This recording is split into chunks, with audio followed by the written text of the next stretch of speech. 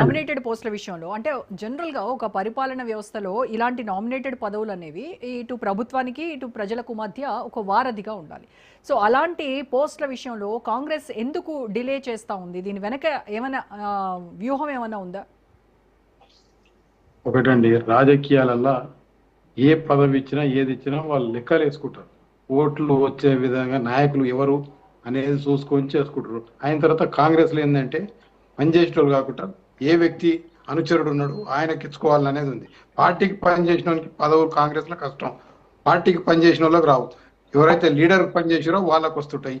ఇప్పుడు ఎవరైతే మన ముఖ్యమంత్రి రేవంత్ రెడ్డి గారి అనుమానులకు వాళ్ళు టీడీపీకి వెళ్ళి వచ్చారు, ఆయన ఎంటోని వాళ్ళందరికీ కూడా పదవులు వచ్చినాయి. ఇప్పటి వరకు మొదటి నుంచి కాంగ్రెస్ కోసం దెబ్బలు తిని పార్టీని మోసిన వాళ్ళకి రాలేదు.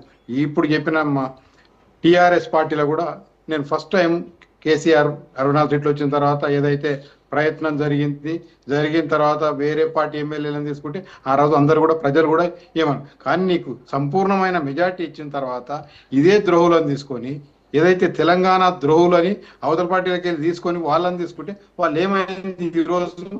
అప్పుడు కూడా ఎవరైతే తెలంగాణలో ఒకటి ఈరోజు తెలంగాణ వచ్చిన తర్వాత మార్పు జరుగుతుందంటే ఎక్కడా మార్పు జరగలేదు. 2014 ముందు ఉన్న మెగా కృష్ణారెడ్డి, ఆంధ్ర కాంట్రాక్టర్లు, సబ్ కాంట్రాక్టర్ ఎవరు ఇయ్యరు.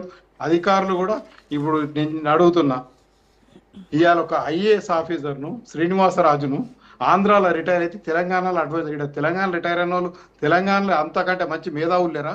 రేవంత్ రెడ్డి గారు ఎందుకు తెచ్చుకున్నారు? అయిన తర్వాత ఈ పార్టీ పదవులు ఎవరిస్తే ప్రజలకే వస్తుంది. ఎమ్మెల్యేలకు ఇచ్చి 5 కోట్ల రూపాయలు ఏదైతే వాళ్ళు డెవలప్మెంట్ కోసం ఊర్లలో పోతే వాళ్ళు ఖాళీ చేతులతోటి తిరగవలసి వస్తుంది. హామీలు ఇచ్చి 5 కోట్ల రూపాయలు ఇస్తే ఏదో గ్రామానికి ఇంత ఎన్ఆర్జిఎస్ ఫండ్ మ్యూచువల్ గ్రాంట్స్కి ఇచ్చుకుంటా కొంత డెవలప్మెంట్ ఉంటుంది. అది 5 కోట్ల రూపాయలు 1 రూపాయి ఇస్తలేరు. వీళ్ళు ప్రజలకు అయిన తర్వాత ఈ పదవులు ఏది ఇచ్చినా ప్రజలకేం ఉపయోగం లేదు. పార్టీ నాయకత్వానికి లీడర్షిప్కే తప్ప ప్రజలకు ఉపయోగం వచ్చేది 6 సార్లు వేయాలి. ఇప్పటి వరకు రైతు బంధు 2 సార్లు కరెక్ట్ వేసిండు, 3ఓసారి 2 ఎకరాలకు వేసిండు, 4ఓసారి ఇంకా ఇంతవరకు కాలేదు. ఇంకొక 3 సార్లు ఎగ్గొట్టిండు. 2 సార్లు ఇప్పటి 3 సార్లు ఎగ్గొట్టిండు. 3 సార్లు 2 సార్లు కరెక్ట్గా ఇచ్చిండు, ఒకసారి కరెక్ట్ ఇచ్చిండు, 2ఓసారి 2000 వేసిండు. ఇప్పుడు మళ్ళీ వేస్తున్నా అన్నాడు. ఎంతవరకు వేస్తాడు ఇంకా కంప్లీట్ కాలేదు. మరి రేపు మీటింగ్ పెట్టిన తర్వాత ఏం చెప్తాడు? అయిన తర్వాత ఈ యొక్క కాంగ్రెస్ పరిపాలన వచ్చిన తర్వాత కాంగ్రెస్లో ప్రతి గ్రామంలో ఒక దగ్గరనే కొన్ని మీకు కనిపిస్తున్నాయి కానీ మాకు తెలుస్తున్నాయి. నిన్న కూడా కల్వకుర్తిలో కూడా కాంగ్రెస్ పార్టీ అసమ్మతి ఎమ్మెల్యేకి వ్యతిరేకంగా మీటింగులు జరుగుతున్నాయి. వ్యతిరేకంగా బయటికి అయిన తర్వాత ప్రతి దగ్గర కూడా ఎమ్మెల్యేలకు అగెనెస్ట్గా, ఎమ్మెల్యేలు కాకుంటే మంత్రికి ఎమ్మెల్యేకి అగెనెస్ట్గా, ఎంపీకి ఎమ్మెల్యేలకు అగెనెస్ట్గా. ఇది ప్రజాస్వామ్యము. దీంట్లో అంటే అన్ని గమనిస్తారు. కాంగ్రెస్ పార్టీ 35 వరకు ఉంటుందంటే సెల్ఫ్ సైడ్ ఏదో సకల గుణాలు అనుకొని వాళ్ళు నవ్వుకుంటే నవ్వుకోవచ్చు. కాంగ్రెస్ పార్టీ ఇప్పటి వరకు ఎక్కడ కూడా చరిత్ర తెస్తే ఒక సౌత్ ఇండియాలో కేరళ తప్ప, కేరళ, కర్ణాటక, తెలంగాణ తప్ప ఎక్కడ పోయినాక మళ్ళీ ఆల్టర్నేటివ్ అంటే రిప్లేస్ కాలేదు కాంగ్రెస్ పార్టీ, మళ్ళీ రాలేదు. అలాంటి 5 టర్ములు 3 టర్ములు వచ్చే ప్రశ్నే లేదు కాంగ్రెస్ పార్టీ. ఎందుకంటే 1 టర్మ్ వచ్చింది ఎక్కువ. ప్రజలు అన్నీ గ్రహిస్తున్నారు. మీరు అనుకుంటున్నారు మమ్మల్ని ఏది లేదు. ఈ రోజు ఎలక్షన్లు పెట్టాలంటే హైదరాబాద్ కార్పొరేషన్ ఎందుకు భయపడుతున్నాడు? ఇప్పుడు ఎలక్షన్స్ పెట్టాలని రైతు బంధు మొత్తం వేస్తా అని చెప్తున్నాడు. అది కూడా ఇంకా ఇంతవరకు రాలేదు. నిన్నటి వరకు 8 ఎకరాల వరకు వచ్చింది అనేది మాకు ఇన్ఫర్మేషన్. తులం బంగారం ఇస్తా అన్నాడు, 4000 రూపాయలు ఇస్తా అన్నాడు. అయిన తర్వాత 15,000 12,000 ఇచ్చుడు ఏంటంటే నువ్వు చెప్పింది ఎలక్షన్ల ముందు 15,000 ఇస్తాను, 15 కాదు 12 కూడా ఎవరికి ఇవ్వక ఎగ్గొట్టుకుంటా 15,000 నుంచి 12,000కి వెంటనే తగ్గించి చెప్పేశారు కదా, అది అఫీషియల్ గానే అనౌన్స్ చేశారు. చెప్పిన తర్వాత అది కూడా వేయలేదు కదండి. 6 సార్లు ఇప్పటి వరకు 6 టైమ్స్ వేయాలి. పెండింగ్ లో ఉన్నాయి. బట్ మొన్న సభ పెట్టి అనౌన్స్ చేసి నిధులు విడుదల చేశారు కదా, అవి పడుతూనే ఉన్నాయండి చాలా మందికి. అంటే మాకున్న సమాచారం మేరకు చాలా వరకు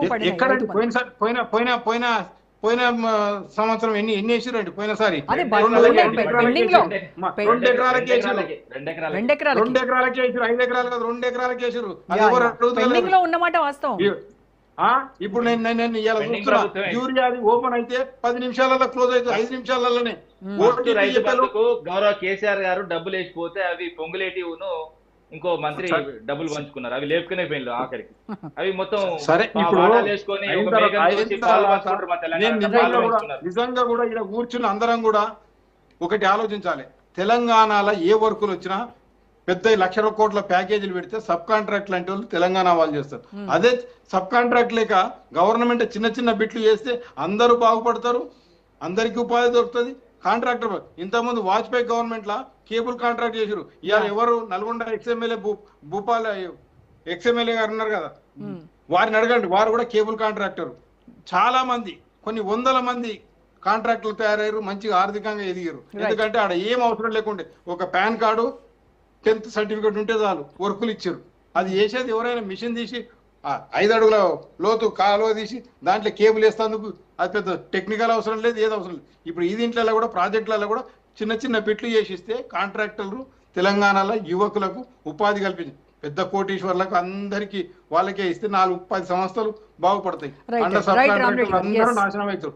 అందుకోసం మేము ఈ రోజు కోరుతున్నది ఒకటే, నువ్వు ఎవరికన్నా ఇచ్చుకో, నీ పార్టీ వాళ్ళది, నీ అంతర్గత విషయాలు నువ్వు ఎవరికి ఇచ్చుకుంటావు అనేది మాకు అవసరం లేదు. రాజకీయ పార్టీగా మీ పార్టీలో వాళ్ళే ఏం చేసుకుంటారు అనేది చేసుకోవచ్చు. ప్రజలకు అవసరం వచ్చేది ఏమన్నా ఉంటే చెప్పండి. కానీ వాళ్ళ పదవులు వాళ్ళకి ఇచ్చుకుంటేది, వీళ్ళకి ఇచ్చుకుంటేది, వాళ్ళు తన్నుకుంటేది, కొట్టుకుంటేది, ప్రజలను కొట్టకుంటే సరిపోయాయని మేము భావిస్తున్నాం. ప్రజలను ఏం కొట్టకండి, ప్రజలకు ఏది కావాలో ఆ మేలు చేస్తే సరే. మీరు పదవులు ఎవరికి ఇచ్చుకున్నా ముఖ్యమంత్రి నువ్వు ఉంటే ప్రజలకు ఇచ్చినటువంటి హామీలను సకాలంలో నెరవేర్చాలి. ప్రజలకు ఏదైతే మేలు జరుగుతుందో ఆ విషయాల మీద దృష్టి సారించమని మీ రోజుకో కొత్త ప్రోగ్రామ్ చెప్తాడు. నిన్నటిది మర్చిపోతాడు, మళ్ళీ రోజు ఒకటి ఏది చెప్పినా కొత్తది. అరచేతులు బెల్లం పెట్టి మోచేయి నాక పెడుతున్నాడు, స్వీట్ రాదు. డిబేట్ లో విశ్లేషకులతో మాట్లాడే